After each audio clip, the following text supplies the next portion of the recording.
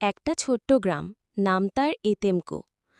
চারপাশে ঘন জঙ্গল, আর মাঝরাতে যেন অদ্ভুত শব্দে কেঁপে ওঠে গায়ের বাতাস। লোকজন বলে পুরনো পুকুরের ধারে এক ভয়ঙ্কর ভূত বাস করে। সেই নাকি রাত হলেই ঘরের দরজায় টোকা দেয়, ছায়ার মতো ঢুকে পড়ে মানুষের স্বপ্নে। গ্রামের মানুষ এত ভয়ে ছিল যে সন্ধ্যা নামলেই কেউ ঘর থেকে বেরোত না। একদিন শহর থেকে এক তরুণ আসে, নাম তার রায়ান। সেই ছিল একজন ধর্মভীরু, আল্লাহর উপর অগাধ বিশ্বাস তার। গ্রামের ভয়ঙ্কর কাহিনী শুনে সে বলে, ভয় নয়, বিশ্বাস আনো। আল্লাহর রহমতে কোনো অশুভ শক্তি টিকতে পারে না। রায়ান এক রাতে পুকুর পাড়ে গিয়ে নামাজ পড়ে, কোরআনের আয়াত পাঠ করে।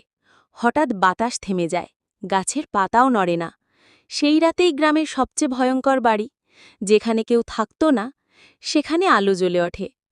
পরদিন সকালে দেখা যায় সেই বাড়ির দরজায় লেখা আল্লাহু আকবার। আলো ফিরে এসেছে। এরপর থেকে কেউ আর ভূতের অত্যাচার দেখেনি। গ্রামের মানুষ বুঝে যায়, ভয় নয়, আল্লাহর উপর বিশ্বাসই সবচেয়ে বড় শক্তি।